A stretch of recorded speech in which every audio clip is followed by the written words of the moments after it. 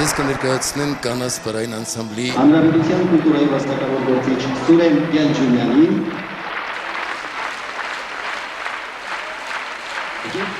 Այսպես հարյուրավոր անգամներ հնչում էր հնչեղ անուն ազգանունն ու երեկոյի հաջողության բեռով հպարտ կարճատև հայտնվում էր բեմում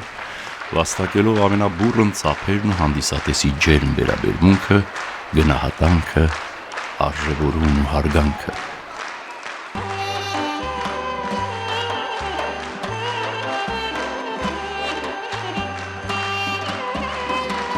Արագաշարժ ու առույգ, կտրուկ շարժ ու ձևով, ակտիվ, միշտ մարզական ու կենսուրախ, անմիջական ու սիրառատ ժողովրդական արտիստը, ով հիրավի ժողովրդականություն էր վայելում ու ճանաչելի էր Երևանին, երևանցու իր պատվախնդրությամբ, Երևանին պատվաբեր հանդիսացած Երևանի պատվավոր քաղաքացին, հիշատակման արժանավորը Երևանում իր իսկ տան պատին ունեցավ վավերացումը, ըստ որի ապրել ու ստեղծագործել է ինքը։ Նա ում երախտապարտ են հազարավոր հանդիսականներ, պարարվեստի սերունդներ, ազգականներ, գործընկերներ, բազում սաներ։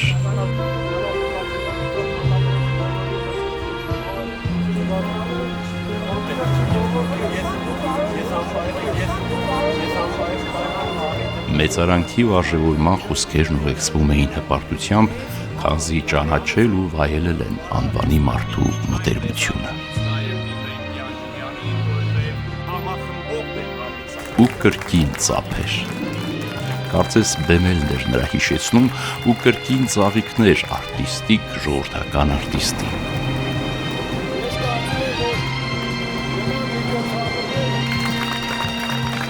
Նաև ավանդական խմբանկար վարպետի հետ։ Սուրեն Գյանջումյան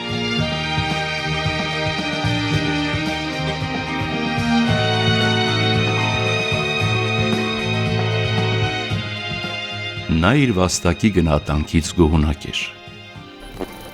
Այո, չնայած դժվարին մանկության ու բարդ երիտասարդության, իր ներդրումը պարարվեստի ասպարեզում նկատվեց թե խորհրդային, թե անկախ Հայաստանի պատկան կառույցների կողմից։ Անթաքույց հպարտ էր իր և իր ղեկավարած կոլեկտիվներով, մեդալներով, դափնիներով ու մրցանակներով և ոչ մի անհարկի կոկետություն բարձրաձայնում էր, ոգևորվում, հիշում, պատմում, ներկայացնում։ Ինքնաբավ արվեստագետը նաև չէր խորշում հոբելյանական երեկոներից, կազմակերպող ստեղծագործական համերգներից, որովհետև համարում էր հրաշալի առիթ յուրայիններին, երբեմնի սաներին իր պարախմբի տարբեր սերունդների ներկայացուցիչներին կրկին ու կրկին մեկտեղելու, ուր ոգևորությունն ու խինդը դառնում էր ամենքին ապրեցնող, իսկ ինքնաբուխ բեմելներն ու պարերը տվյալ պահին հիշողությամբ վերականգնելով պարին մաս կազմելը դառնում էր իրական տոն ու հրավառություն բոլորի համար։ Սերը իրենց վարպետին ակնհայտ էր, համախմբվում էին իր շուրջն ու այսօր էլ կարծես ավանդույթը շարունակվում է։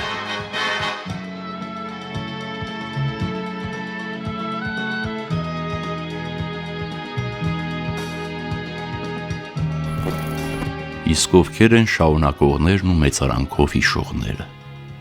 Պարզ մարդիկ, արվեստի սիրահարներ, ովքեր հավատացին ու վստահեցին իրենց գեղարվեստական ղեկավարին, գործեցին ու մի ամբողջ կյանք միասին ապրեցին։ Ապրեցին մի վերնագրի բառի ներքո՝ Կանանց անսամբլ, որն արդեն 60 տարեկան է։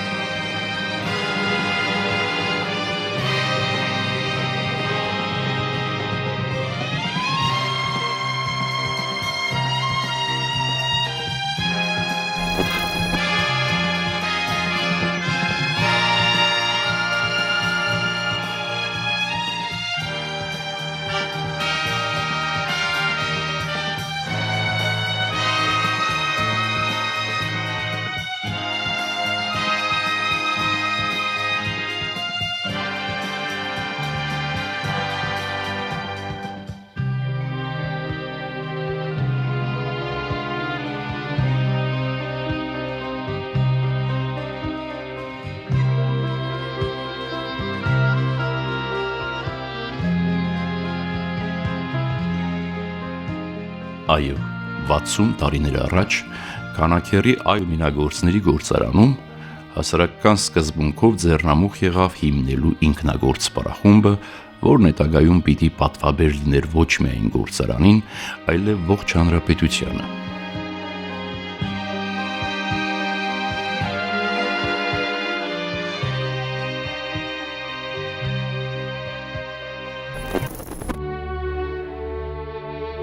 Պարախումբ հիմնելու փորձառություն Սուրեն Գյանջումյանն ունեցել էր դեռևս 50-ականներից։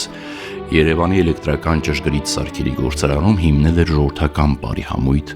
երկաթուղային մշակույթի կենտրոնում, 58 թվականին Երևանի առևտրի տանը, մանկապատանեկան եւ երիտասարդական պարային համույթներ, 1960 թվականին սովետական երկրում կուլտուր լուսավորչական աշխատանքին միտված ամենատարբեր գործարաններում ու ձեռնարկություններում արմիությունների ներքո մեկնարկեց մշակութային կառույցների ձևավորման գործընթացը։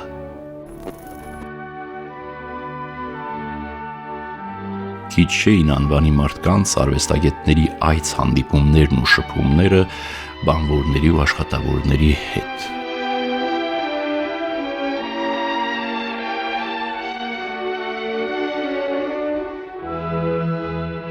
1965 թվականին Սուրեն Գյանջումյանը հիմնում է ժողովրդական կոլեկտիվ «Կանազ» պարային համույթը։ Մինչև պարախմբում ղեկավար հանդիսանալը պարի մեծ սիրահար երիտասարդ Սուրենը հանդես էր եկել Երվան Սահարունու անվան երգի պարի անսամբլի կազմում։ Ընդգծված արտիստիզմով ու բնատուր օժտված մենապարողը փայլում էր իր անսահման էներգետիկայով, զգացմունքայնությամբ ու պարաշարժումների յուրօրինակ մեկնաբանմամբ։ Շուտով, որպես մենակատար, հանդես է գալիս բազմաթիվ բեմերում։ Նրա կերտած պարային կերպարներն ու հերոսները հիշարժան էին ու առանձնանում էին կատարողականով։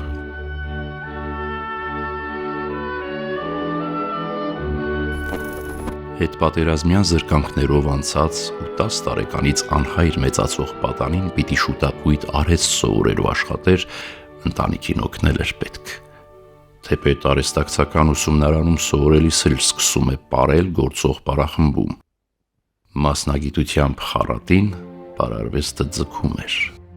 Սակայն ինքնուսուցման պարարվեստի գաղտնիքները յուրացնելով ու փոխանցելով աննար կլիներ հավակնություններով ձևավորված պարախմբին ղեկավարելը։ Ուստի Կանազի հիմնումից 1 տարի անց հեռակա կարգով ընդունվում ու ավարտում է Լենինգրադի պարուսույցների արմիութենական բարձրագույն դպրոցը։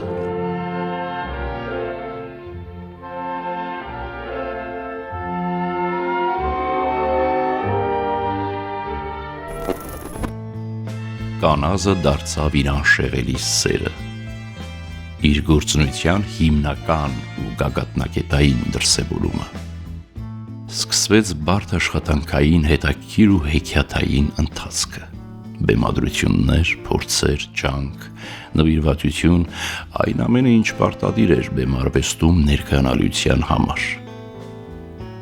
Առաջին համերգները շոկային էին հասարակության համար, քանզի պարողների որակն ու բազմաշերտ պարացանքը քիչ էին տարբերվում հանրապետությունում գործող պետական պարախմբերի պարացանքից։ Կարծես հայտնվել էր մրցակից պարախումբ, որը հետագայում, այսպես ասած, դոնոր էր հաճախ հանդիսանում պետական արդեն հեղինակավոր պարախմբերի համար։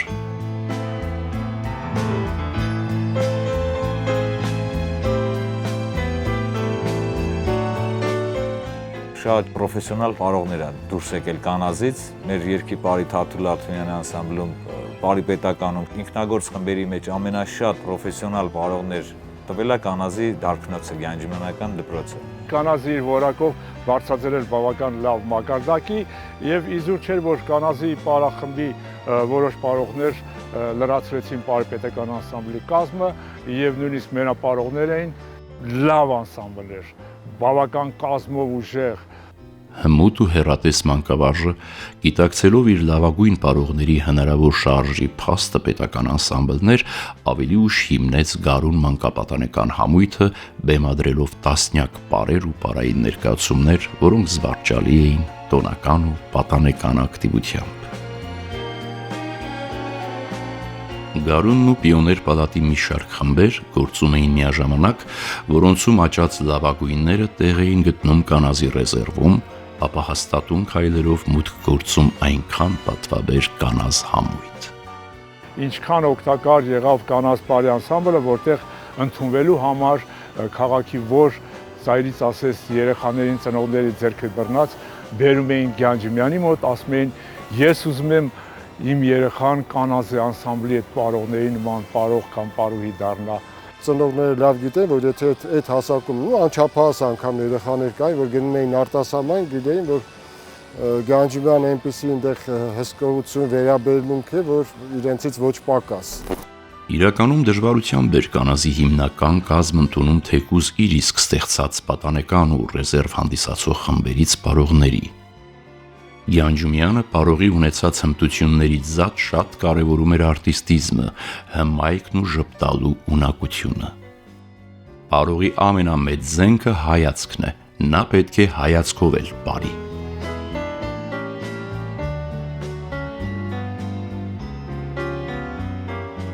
Անչափ կարևորում էր աղջիկների հմայքը։ Բեմադրությունների զգալի մասը կանանց խմբապարեր ու մենապարեր էին։ Երջանկահիշատակ Վանուշ Խանամիրյանն միշտ ասում էր Սուրիկ, այդ ո՞նց ես ընտրում այդ աղջիկներին։ Մեր աղջիկները միշտ իրենց գեղեցկությամբ, իրենց կեցվածքով, իրենց սլացիկությամբ միշտ աչքի են ընկել։ Մեր ասամբլում բոյով աղջիկներ շատ կային ու գեղեցիկ տեսքով պարոն Գյանջիմյանը բավականին լավ էր ընտրում էր եւ ճաշակ ուներ։ Պարոն Գյանջիմյանի, ասենք, մի գլխացավանքը դա էր, որ սիրուն աղջիկներին էր ինքը ընտրում ու գալիս էր մի ժամանակ, որ այդ աղջիկները արդեն հասունանում էին։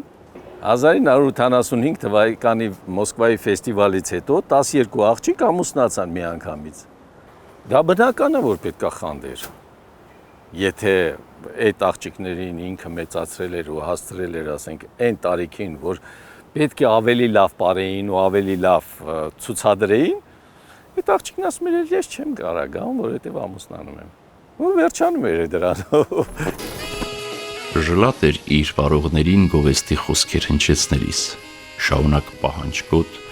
միաժամանակ արդարացի խիստ ղեկավարը այլընտրանք չուներ, քանզի բազմաթիվ հյուրախաղերի մեկնող կոլեկտիվը պարտավոր էր արտերկրում լինելու կանոնակարգված, կարգապահ եւ ինչու՞ չէ նաեւ զգուշավոր։ Չէ՞ որ նրանք ԽՍՀՄ պատկան մարմինների կողմից խիստ հսկողության ներքո էին ու հետևական մի շարք գործիչներ երբեմն ուղեկցում էին պարախմբին իբրև պարախմբի ադմինիստրատիվ կազմ։ Կազմակերպված կոլեկտիվը անխոչնդոտ ու առանց որևէ խնդրի տարիներ շարունակ ունեցավ շրջագայություններ սովետական Հայաստանի շրջաններից տեղափոխվելով արտերկիր։ Ավելի քան 40 երկրներում հանդես եկան մշտապես վերադառնալով հաղթանակած, հպարտություն ներշնչելով Սփյուռքին, զարմացնելով օտարազգի հանդիսականին։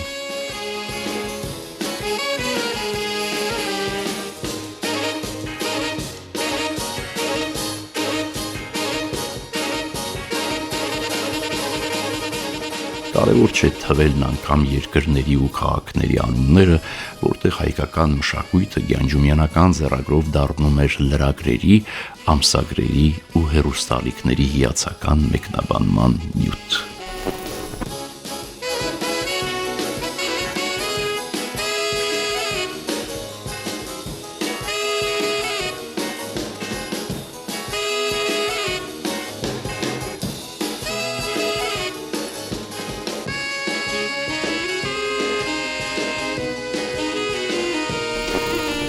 Մշակույթի պալատ հանդիսացող երբեմնի ակտիվ ու ստեղծագործական կոլեկտիվներով առատ այս շենքը հանգրվանն էր համույթի։ Այստեղ երևանյան այս գողտրիկ ճարտարապետական հիանալի լուծումներով մշակութային տանն էին փորձերն ու բեմելները, պրեմերաներն ու համերգաշարերը։ Այն համույթի հստակ ու ամրագրված հասցեն էր ճանաչելի բոլոր երևանցիների կողմից։ Քանաքեռի ալյումնի գործարանը շատ հարուստ գործարան էր եւ այն ժամանակ մեր մշակույթի պալատը իրոք իր կահավորանքով չէր զիջում, անկեղծ չէր զիջում օպերային թատրոնին, կանազի մշակույթի պալատը եւ տնօրինությունը գործարանի ամեն ինչ անում են, որպեսզի հնարավորինս պայմաններ ստեղծեին բարի խմբի համար, սկսած տարազներից, վերջացրած բոլոր պայմանները աշխատում են։ Այն ժամանակվա համեմատ ես համարում եմ, որ բավարար պայմաններ են։ Բեմից դուրս հրապարակներն ու հարթակները բեմ դարձրած համույթը հանդես էր գալիս ամենատարբեր ու խիստ պատասխանատու միութենական, պետական, հանրապետական ու քաղաքային միջոցառումներին, մշտապես հմայք բերելով մշակութային տվյալ իրադարձությանը։ Շատ հաճախ նշանավոր ու բարեկամ հանդիսացող երգիչ մենակատարները մասն էին կազմում կանազի համերգային ծրագրերին։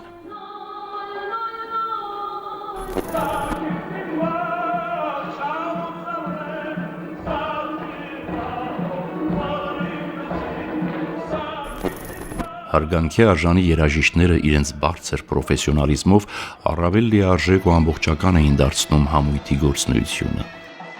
Երաժշտախմբի կենդանի կատարումները վարպետության օրինակներ էին։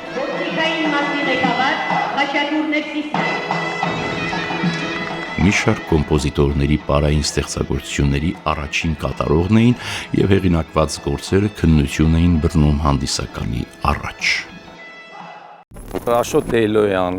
մենք խմբի ղեկավար ունեինք, Խաչատուր Ներսյան ունեինք, շատ լավ, շատ պարկեշտ մարդիկ էին ու շատ նվիրված իրենց գործին։ Գևորգ Մանուկյան ունեինք, ակարդիոնիստ,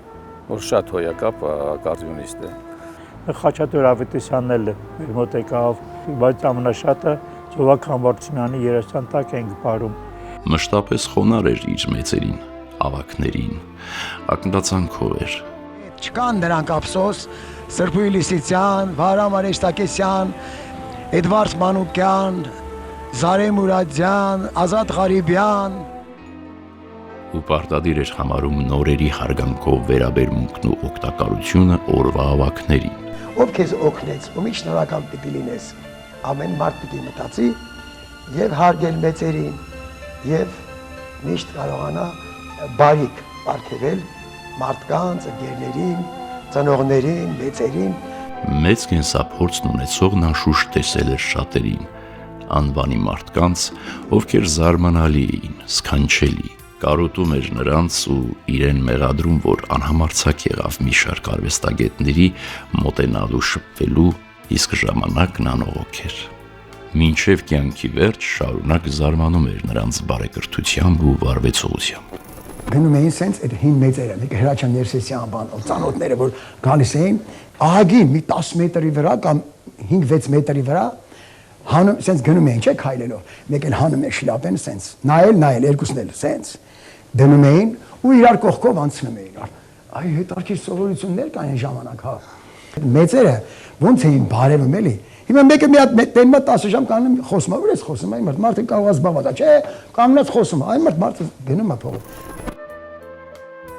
Անվանի պարուսույց բեմադրիչը նաև հրաշալի ամուսին, հայր ու պապիկ էր։ Իր մտահղացումներով, ուրախություններով ու դժգոհություններով կիսվում էր ընտանիքի հետ, կրկին լիցքավորվում ու վաղ առավոտից զբաղվում էր սիրելի գործով, պարարվեստով։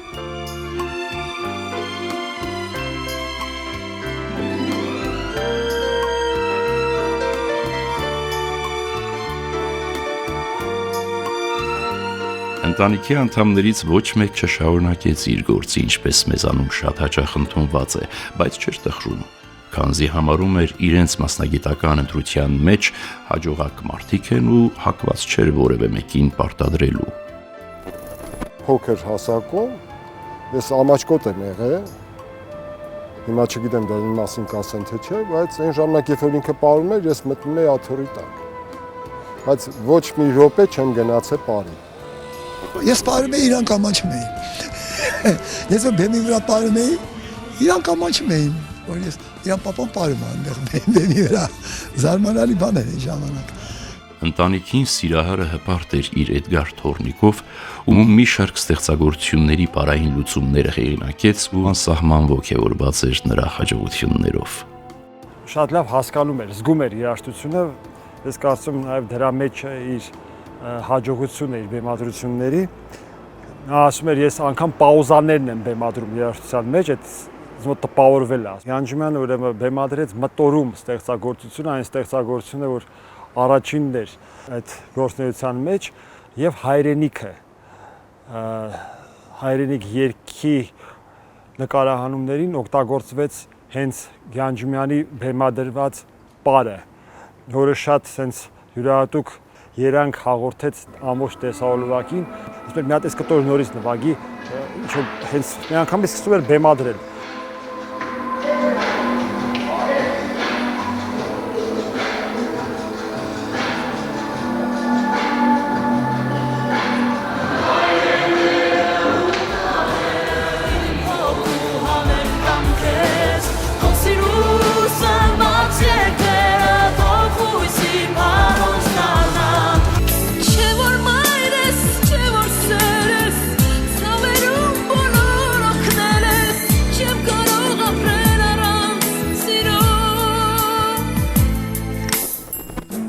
Համերգներ, պրեմիերաներ, հյուրախաղեր ու կրկին փորձեր։ Ասում են արտիստի համար փորձերն ավելի հետաքրքիր ու սպասված են, քան պրեմիերաներն ու համերգները։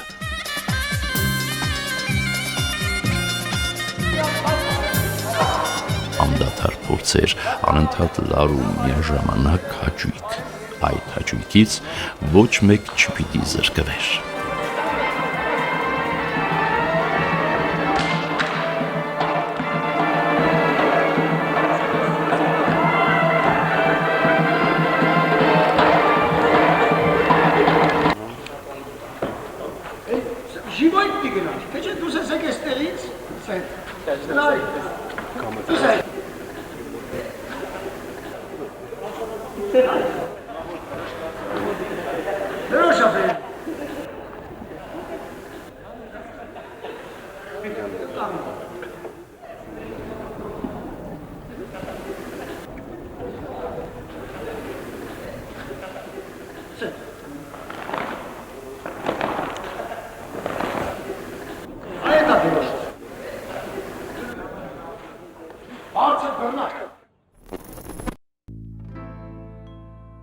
Նրա սաները հազարավորներն են, որոնց մի մասը շարունակեցին իրենց սերտացի փոխանցումը նորերին, հիմնելով բարային ստուդիաներ ու համույթներ, մի մասն էլ իրենց գործունեությունը շարունակեցին արտերկրում վարպետի սկզբունքներով ու մեթոդիկայով եւ իրենց բառացանկում ներառելով գյանջումյանական բեմադրություններ։ Մեծ լումա ունի Կանասպարի անսամբլը, ինչպես մեզ համար, այնպես շատ մեր տարբեր սերնդի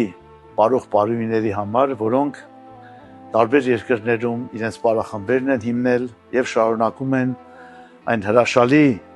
ավանդույթները, որ մենք ձեռք ենք բերել Կանասպարի անսամբլից։ Մեր հրաշք ղեկավար Հայաստանի ժողովրդական արտիստ Սուրեն Գյանջումյանի ղեկավարությամբ։ Նորանկախ Հայաստանի դժվարին ժամանակներում էլ պարախումբը գործեց ու համերգներով հանդես եկավ անկախ խոչընդոտող հասկանալի իրողությունից։ Միայն թե գոհացնեն իրենցից ակնկալիք ունեցող հանդիսատեսին, որոնց համար դժվարին տարիներին ոգևորության աղբյուր էին դարձել։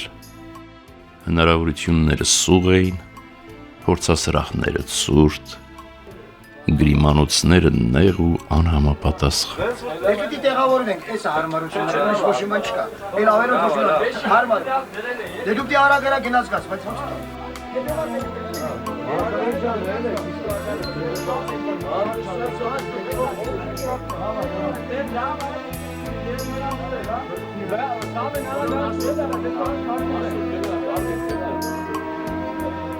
Ու անկախ այս ամենից տոնական էին ու ջերմ, համերաշխ ու սիրով։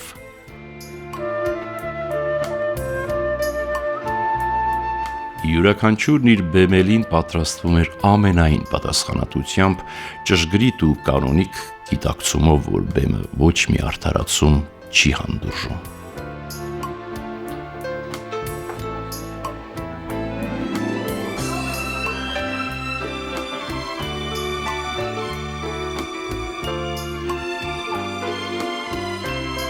Ու տոն պարգևող համերգներ, հանդիսատեսին ջերմացնող ազգային ու ժողովրդական պարերի հրաշալի կատարումներ։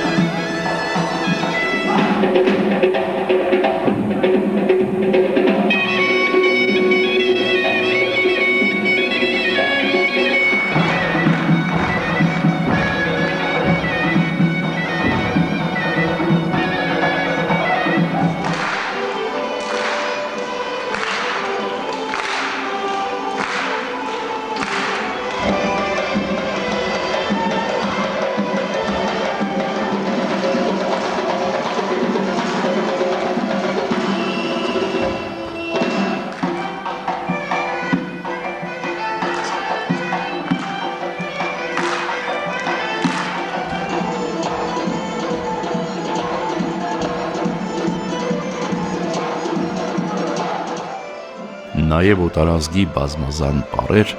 որոնք ունեին եւ ճանաչողական եւ բարեկամական նշանակություն։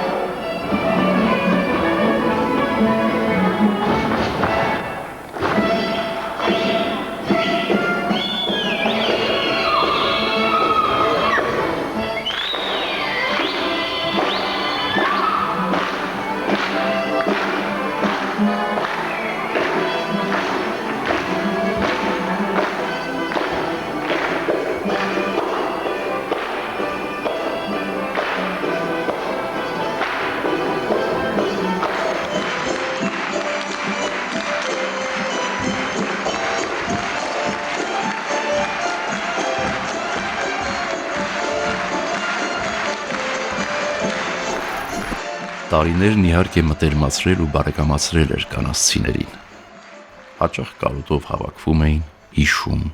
պատմում, վերարժևորում արարվեստում իրենց ապրած կյանքը։ Ահա, երբ պարողները պարում են ոչ թե հանդիսատեսի, այլ հենց իրենց համար, մտերմիկ ու գողտրիկ մթնոլորտ ու միջավայր, երբ վաստակել են միմյանց մտերմությունը, տարիների փորձառությամբ ապացուցված ընկերությունն ու հարգանքը։ Դրանց մի մասը ցավոք այլևս մեզ հետ չեն։ Իսկ իրենց կյանքը շարունակողները երբեմնի նախորդ կազմի պարողները հաճախ ինքնաբուխ ու կարոտով միանում էին բեմում գործող կազմին, փաստելով միջսերնդային անկախտելի կապն ու յուրաքանչյուրի համար կանազ անունի նվիրական լինելը։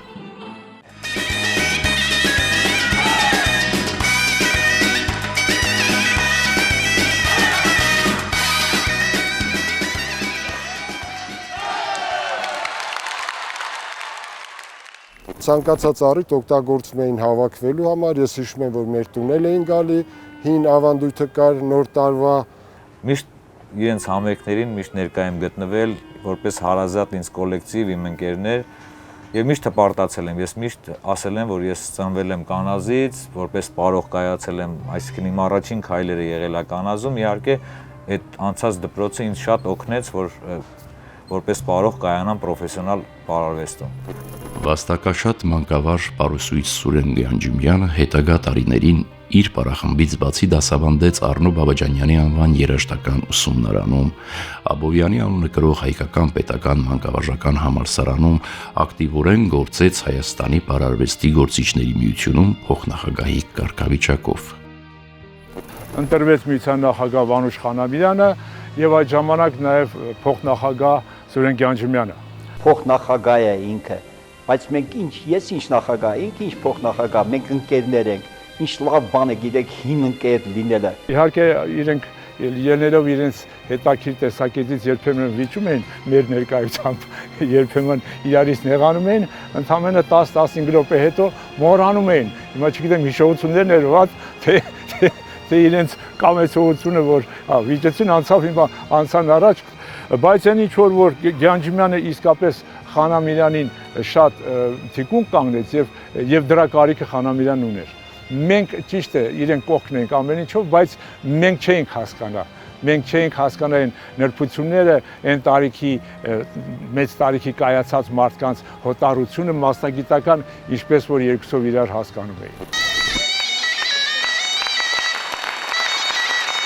Տարիքն առած, բայց տարիքին չենթարկվող վաստակի ահռելի բեռով միությանն անդամակցող ղեկավարներից կազմված Վանուշ պարախումբը իր ելույթներով միասնականության ու խինդի երևելի տոնի էին վերածում ամեն բեմահարթակ։